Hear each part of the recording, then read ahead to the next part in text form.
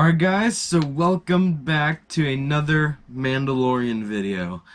So, if you haven't checked out my reaction to the season finale, which I'm sure you have because the view count is way higher than my subscriber count. It got like over 9,000 views in less than a day at the time of recording this. It might have more by the time this is up, but thank you for that, and I'm almost to 300 subscribers already. I might be by the time this comes out. Like, I just hit 200, I'm almost at 300, so thank you guys for that.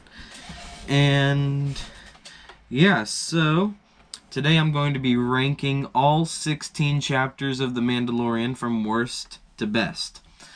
So, let's jump right into it with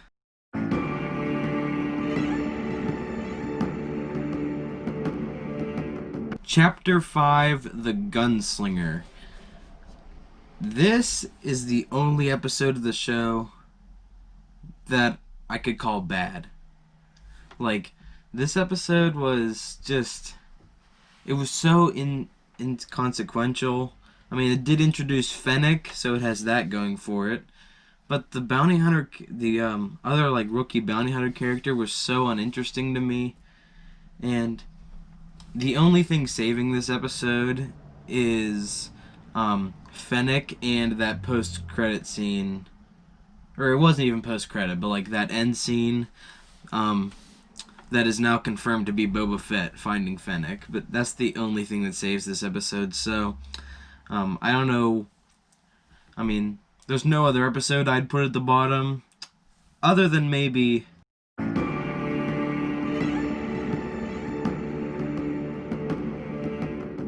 now. I did a review on this one, and I said that I enjoyed it. Looking back,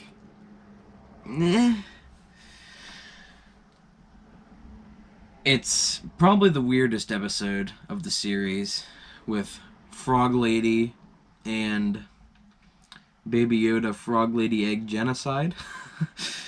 And giant spider demon monster things. Arachnophobes would have a great time with this episode. And again, it's just one of those episodes that feels so inconsequential. I don't think I said that right, but there's no, like, I don't want to say there's no stakes because there's those spider monster things, but like, you know they're not going to kill Mando or Baby Yoda, or, I mean, they might kill the Frog Lady. Who cares about the Frog Lady? No offense, but yeah, I mean, it's cool to see the X-Wing guys in that chase. The chase with the X-Wings is really cool. And, I mean, even the spider stuff, I kind of enjoyed the spider stuff because, like, it added kind of a horror element which I kind of enjoyed. And when the X-Wing guy comes back in chapter, I think it was 14, that's cool to see. But, I mean, this is just a weird one.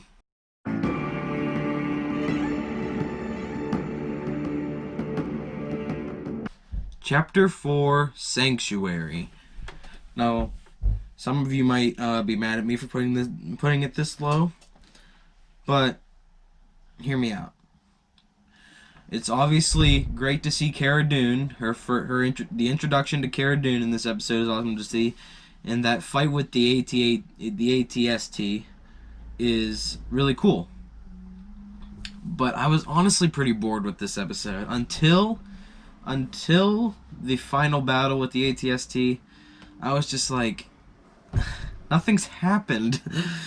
And that kind of like oddly romantic relationship with Mando and that woman is kind of weird.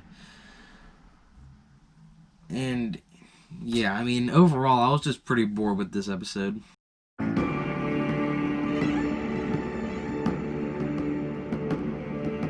Chapter 6, The Prisoner.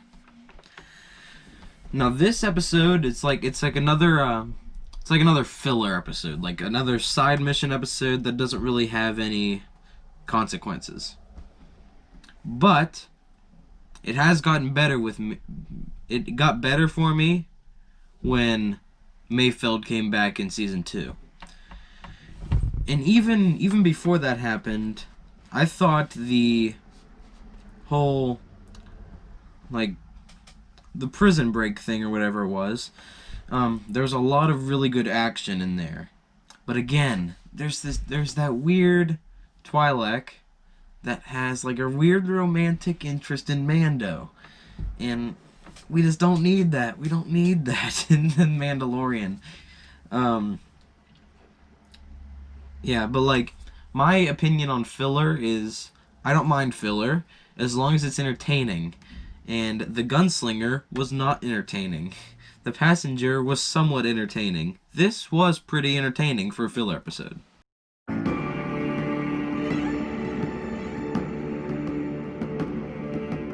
Chapter 2, The Child.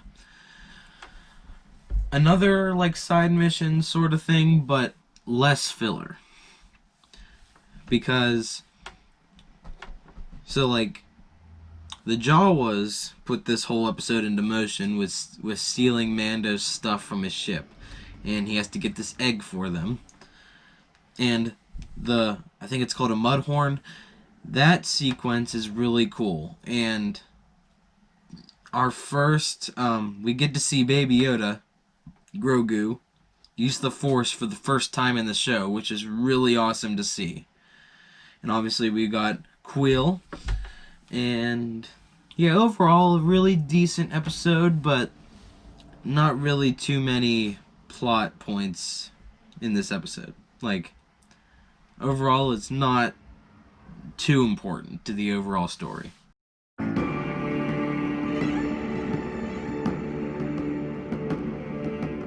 Don't kill me for putting it this low. Chapter 11, The Heiress. The Bo-Katan episode. And it is awesome to see Bo-Katan. But it's just another side quest that doesn't do a whole lot. But it is a really good episode. The action is really good. The first mention of Ahsoka Tano at the end is really cool here. And it's obviously awesome to see Bo-Katan, like I already said.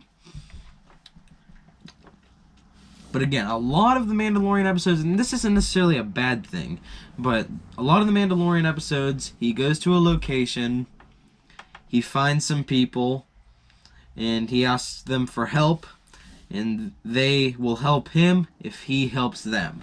So, like, he asked Bo-Katan to mention, because she knows of Ahsoka Tano, so he asks her for that information. She goes, only if you help me locate the Darksaber or whatever.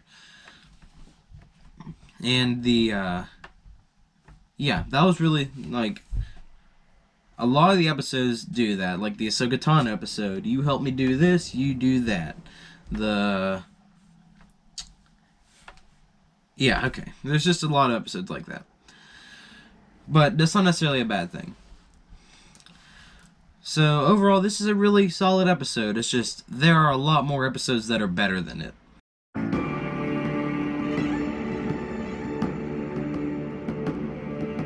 Alright, we're getting into the top 10 with Chapter 15, The Believer. This is the only episode of the entire series that doesn't feature Grogu. Because even the first episode, Grogu is at the very end, the big reveal of Baby Yoda at the end. This is the only episode that doesn't feature him at all. Which I think is kind of interesting, because if there is going to be a Season 3, I think the episode should be stuff like this. Because this was a really solid episode. A lot of character development in this episode. Especially with Mando, where he is slowly learning to let go of his creed and what he believes in to save Baby Yoda. Because Baby Yoda is the thing that matters the most to him, and that's really powerful when he has to take off his helmet to do the face scan, because he picks Baby Yoda over everything he believes in. And also, probably my favorite scene of the entire episode is that confrontation with the Imperial officer sitting at the table, when you can just, Mayfeld is just getting pissed at this guy. Being a former a former Imperial Mayfeld. He doesn't agree with what the Empire's doing anymore. And when he just turns on him and shoots the guy, which I did not see coming, that was pretty awesome to see. And that gives him a bit of an arc from the last time we saw him in chapter 6. So, like, going from this kind of Imperial criminal to this kind of neutral soldier that just is completely against what the Empire's doing. And that's a good thing a lot about Season 2, is that you get to see a lot of the Empire's point of view of the whole war. And there are some Imperials that they don't believe in either side of the war. They're just there to get a paycheck. And then, like, stormtroopers are brainwashed at birth and just brought into the order, that they don't really have a choice in the matter. And then there's officers like him and Moff Gideon that are just evil people. So I love that about Season 2, is that you get to see the point of view of the Empire, and there's, in this episode specifically, there's a lot of character development which I loved.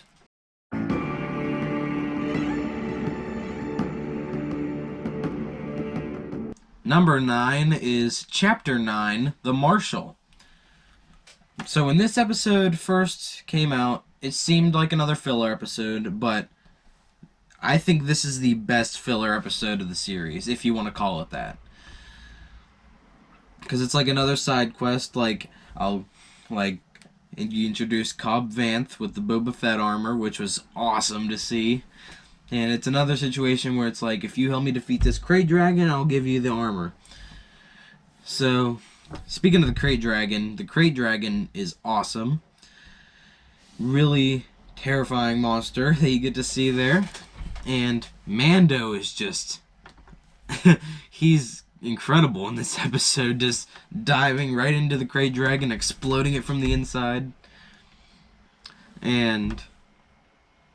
yeah, like I said, this is the first mention of Boba Fett in The Mandalorian. Well, he's not mentioned, but his armor's there, and at the end, he shows up, confirming Boba Fett's alive. And my head exploded when I saw Temuera Morrison on screen and in the credits. And this episode kind of gives an explanation for possibly how Boba Fett escaped the Sarlacc. Which will probably get confirmation in the Book of Boba Fett coming out next year. Is that, like, Cobb Vanth is, like, talking about how it's like an abandoned Sarlacc pit, and that there's no such thing as an abandoned Sarlacc pit. And then Mando corrects him, saying, "Not unless you eat the Sarlacc." So if the Krayt Dragon ate the Sarlacc that ate Boba Fett, that could have gave him an opportunity to escape. That's my theory. But overall, I think it's the longest episode of the series. Correct me if I'm wrong. But really, really good episode with a lot of pretty good action.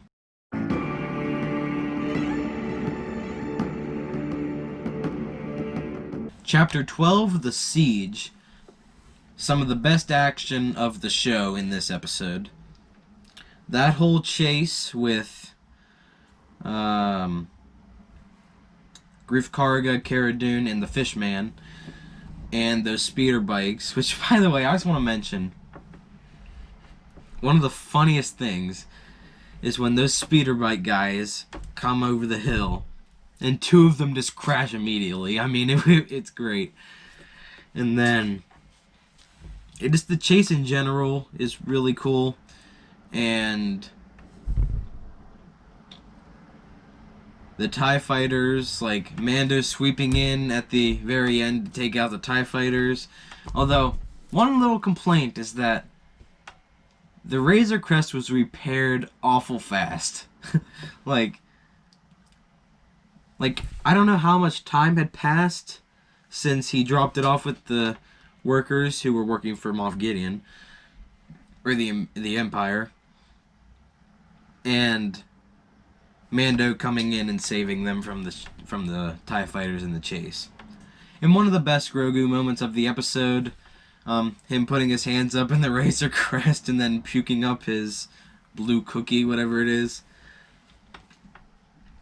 I was really, like, it was kind of weird that Mando trusted,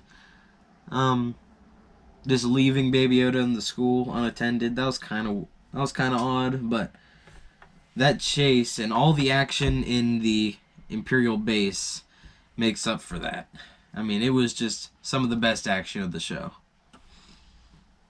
And how could I forget the like bacta tanks in that base? And that little hologram of Dr. Pershing talking about Baby Yoda's Grogu's M count. And as Star Wars fans, we all know what that means. Midichlorians.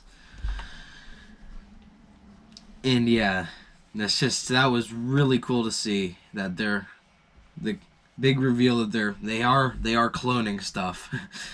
And that was kind of theorized because Dr. Pershing had a Camino patch on his arm. So really great stuff in this episode.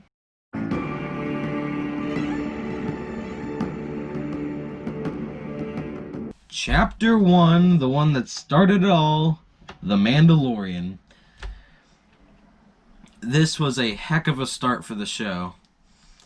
I loved the action in this episode with IG-11 and all that action, like where of course we get the big reveal that Baby Yoda, Grogu, the child, whatever you want to call him, at the end. That was amazing. And the action with IG-11, Mando teaming up with IG-11 was really cool. We get to see an IG unit like do some stuff, and what am I thinking of? Oh yeah, some of the funniest humor in the show when IG-11's like trying to self-destruct and the Mando's just like, no. Yeah, just overall a really strong start to the season or series in general. And like I kind of wish we get to see more of just Mando, like just like collecting bounties, like he started off in this episode collecting Fishman. By the way, that scene in that little cantina place where he's just destroying these people was really awesome, and just showed how skilled Mando is with all his weaponry. And I said that Mando needs more firepower, and I still stand by that, like, as far as blasters go. I mean, he did have that, like, disintegration thing, which was awesome. I don't know what that thing was, but it was awesome. I don't know what happened to it. I can't remember what happened to it either, but anyway. Yeah. Like, I know he has a bunch of gadgets and stuff, but as far as firepower, and he just has that blaster. But a really strong start to the series. Chapter 1, The Mandalorian. Really good start to the series.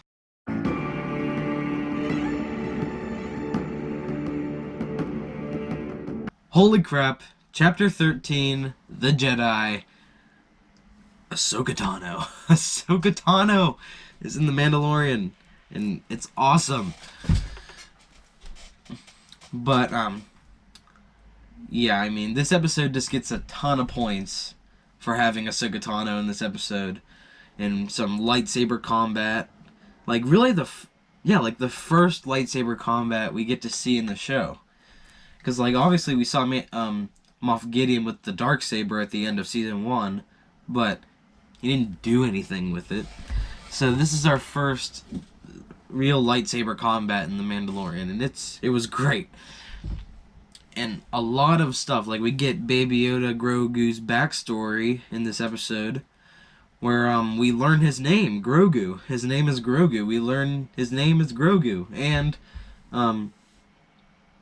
the references to Anakin Skywalker and the Clone Wars, like when Ahsoka's like Baby Yoda has a lot of anger in him that like she can't deal with it because of Anakin, which is a pretty nice touch. And that his bond with Mando is really emphasized in this episode. Or like it's almost like daddy issues. Like Baby Yoda just like his attachment to Mando is really, really awesome and just adorable. And one of the best Baby Yoda things in the series is when Mando goes Grogu, and Baby Yoda's just like, doom. It's great. Just Grogu. Boom. It's great. And of course, the mention of Thrawn in this episode, which led people to believe in the season finale that maybe Ezra or Thrawn would be in a post-credit scene. That obviously didn't happen, but that was basically a prologue or precursor to the Ahsoka show coming up, where Ahsoka's probably going to team up with Sabine Wren from Rebels and try to seek out Ezra and Thrawn. So that's going to be pretty cool. And yeah, just really solid episode. Ahsoka Tano gets a lot of points for that, and really, really cool to see.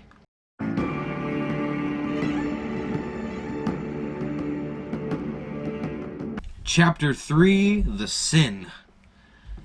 This was a really, really good episode. As far as like, this is the episode where the entire story of The Mandalorian is really set into motion. When Mando turns Baby Yoda over to the client and Dr. Pershing, and then he chooses not to.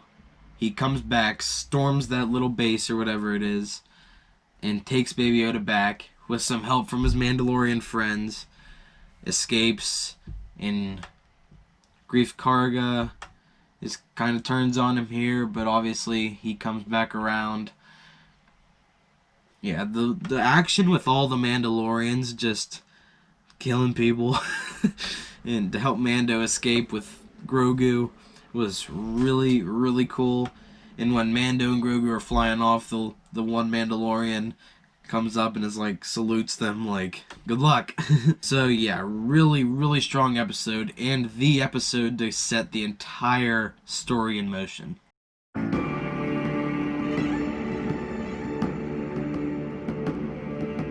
Alright, here's where we get to the big boys. The real, really great episodes. Starting off with Chapter 7, The Reckoning, which is basically Redemption Part 1.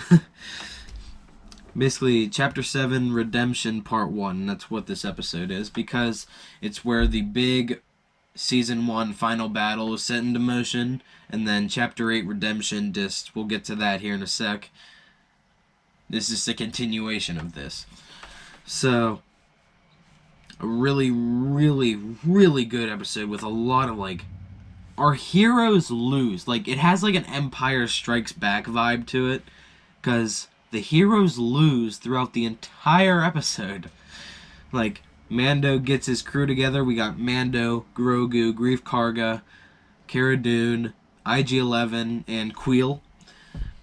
We get our whole crew together, and yeah, our first appearance from Moff Gideon, and just a ton of stormtroopers and death troopers and flame troopers and incinerator troopers and stuff. Like, just our heroes didn't stand a chance. And obviously maybe the second most, but one of the most heartbreaking moments of the series, when the speeder bike guys are chasing down Queel and Baby Yoda, and Queel dies.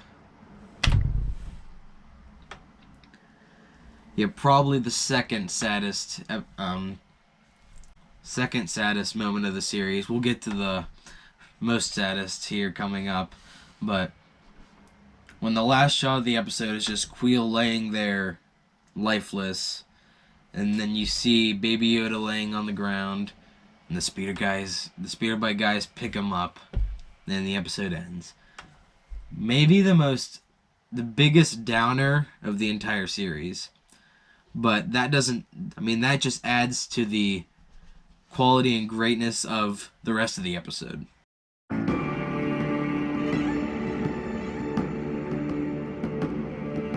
Chapter 14, The Tragedy. I believe the shortest episode of the series, but it does not let up the whole way through. So we start off like Baby Yoda, Grogu, goes to the Seeing Stone, I believe is what it was called, and is in this trance. And then, coming down from the planet, we see the Slave One. And that was amazing to see the Slave One, because we had not heard another mention of, or seen another mention of Boba Fett since Chapter 9. Then in Chapter 14, you see the Slave One coming down. And then the reveal of Boba Fett, he's speaking, and Fennec beside him, was freaking awesome. And then, one of the biggest, like, there are two main things that I have a problem with, but they're not really big issues, is that Mando was so worried about Baby Yoda in that little force field he had. But he was so worried about him in that force field, like, that he couldn't get through it, so nothing else would either. So I don't know why he was so worried about it. And when first of all, Dark Troopers are awesome. They come down, when they kidnap Baby Yoda. Why didn't Mando just go back and get his jetpack and fly right up there? If he had just done that, they probably could have escaped. But since that led to the season finale, I don't have a problem with it. We get to see Boba Fett just destroy crap this episode. Like, I almost said Baby Yoda, but Boba Fett, he never got to do anything. Like, obviously we had Han frozen in carbonite, and he was at Jabba's palace for some reason, and like, he didn't do anything, and just got hit by a blind Han Solo and sent him into the Sarlacc. Yet Boba Fett never got to do anything. But he does some crap in this episode. Like, even without his armor, before he even gets his armor, he has that gaffy stick, the Tusken Raider stick, is just shattering helmets of stormtroopers. And that was really cool to see. But then obviously he gets his armor and he's just destroying people. A really good humorous bit here when he fires the rocket off his back and hits the ship into the other ship. And then Mando's like, good shot, and then he goes, I was aiming for the other one. And then, of course, the Razor Crest is destroyed. And this episode never lets up, and that's why it's so great.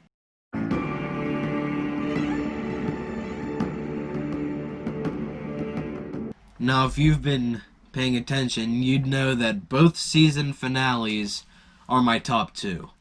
And number 2 is Chapter 8, Redemption.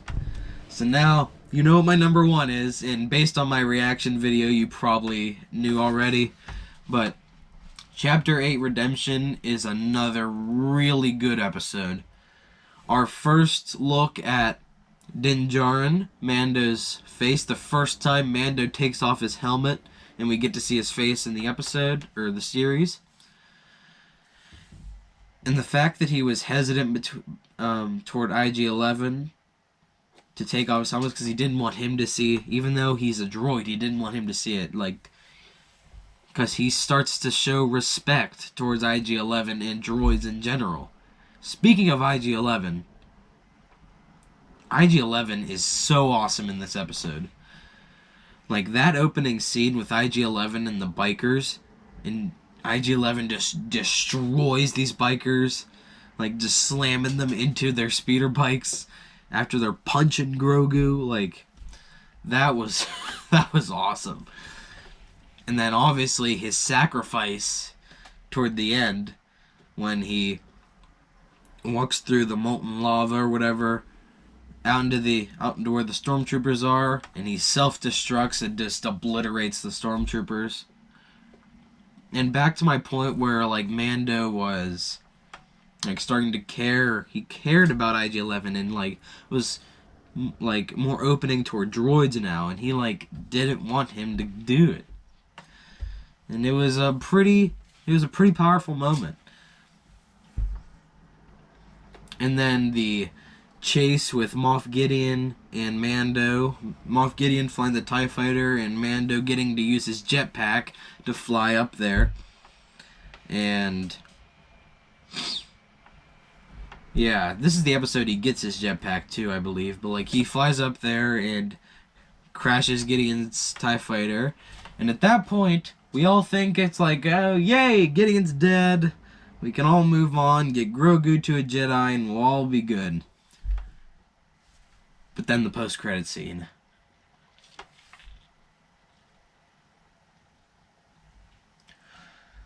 The post-credit scene. You see Gideon's crashed TIE Fighter, and you see a blade pierce through the cockpit, cutting it open.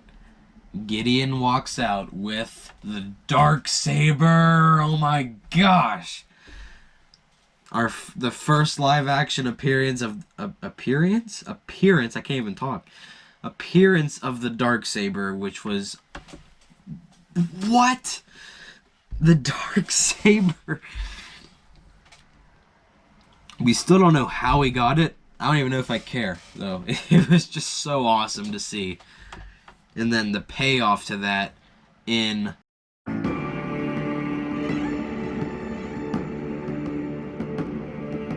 Chapter 16, The Rescue.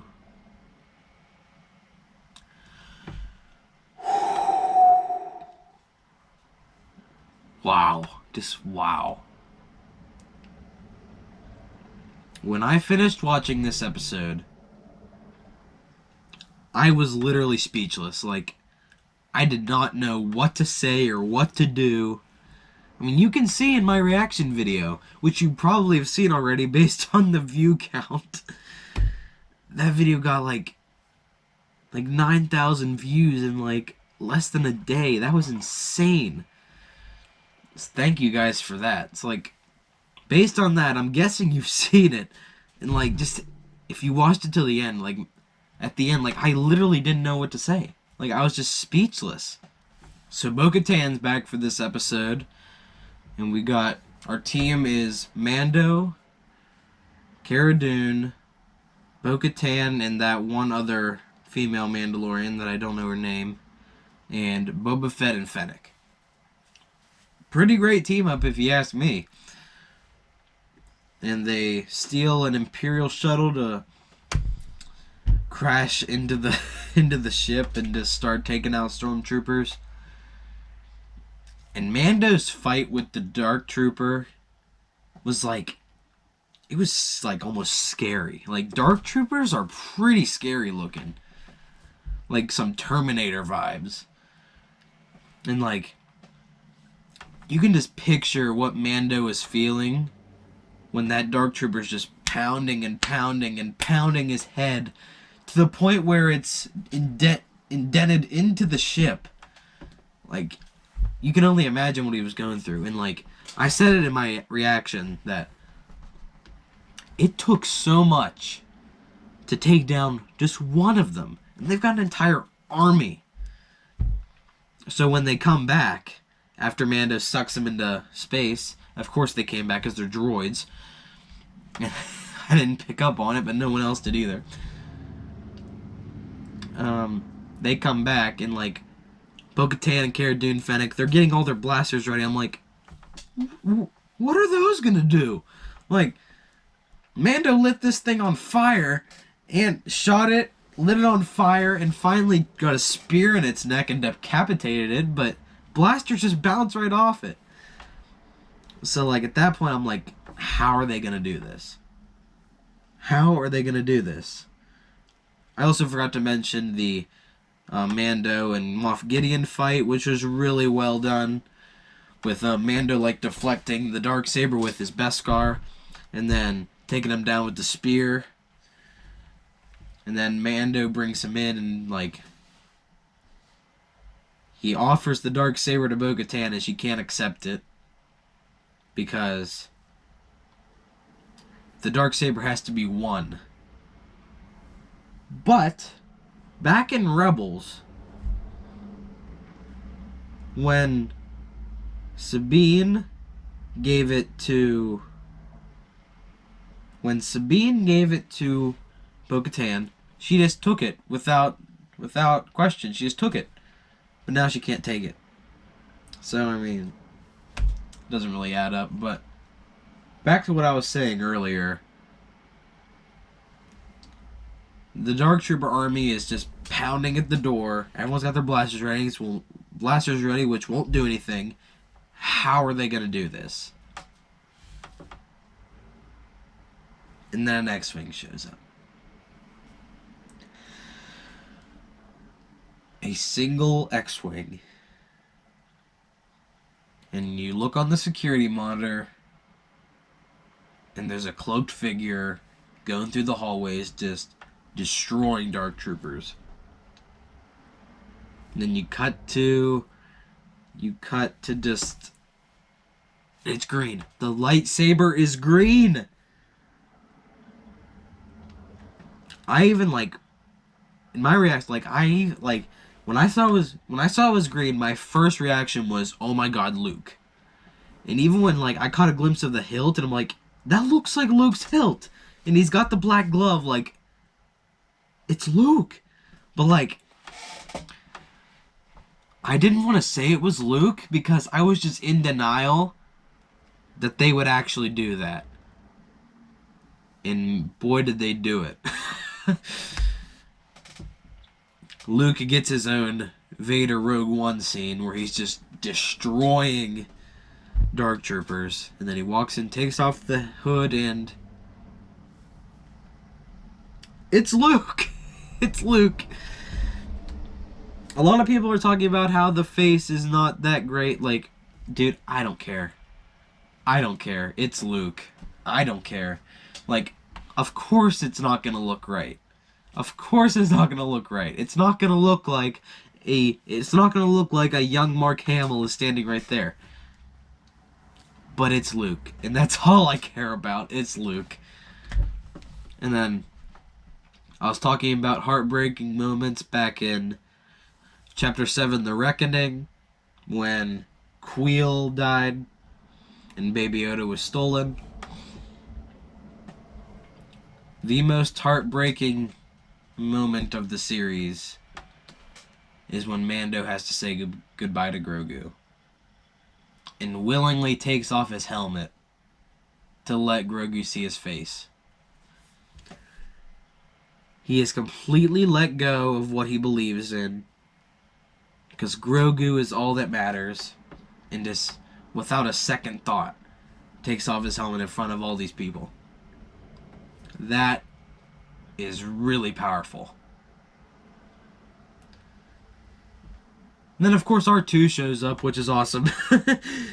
Like, as everyone's crying over Baby Yoda and Mando, R2 just comes out of nowhere. I'm like... While everyone's crying, you have to pull an R2 on us. But yeah.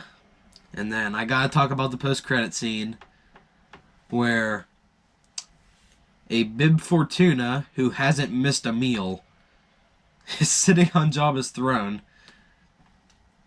And then Fennec and Boba Fett come in, kill everybody except this one slave that Fennec lets go. Boba Fett kills Bib Fortuna, throws him off the throne. He sits on the throne, and the Book of Boba Fett, coming December 2021.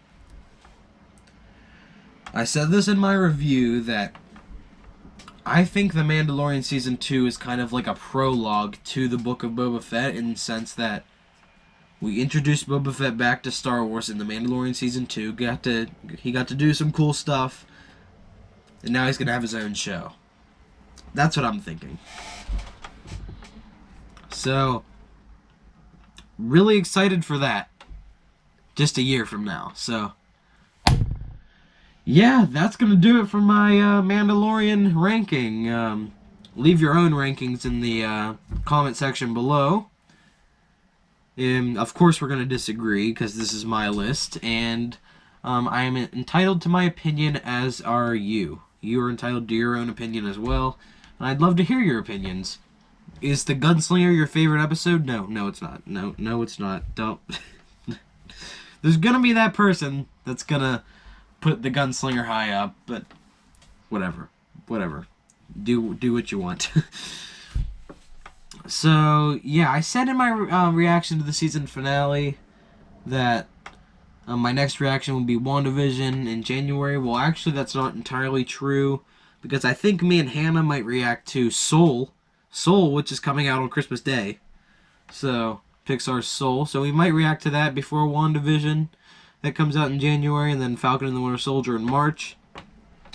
So yeah, that's what the reaction schedule looks like, because clearly you like the reactions, because just thank you so much for the views on that season finale video, and getting me to like just about 300 subscribers. Like, cause like it's crazy, I just hit 200 and now I'm about to hit 300. That's insane. Also, I think on my new channel with my friends Adel and Jace, we made a new channel, IDK Gaming. We might be posting on there soon, so go subscribe and check that out. Turn on notifications so you know when we post our first gaming video. And yeah, go check out our Snow Day video as well, where we built Gregory the Snowman. So, hope you guys enjoyed, and I'll see you guys next time. Bye.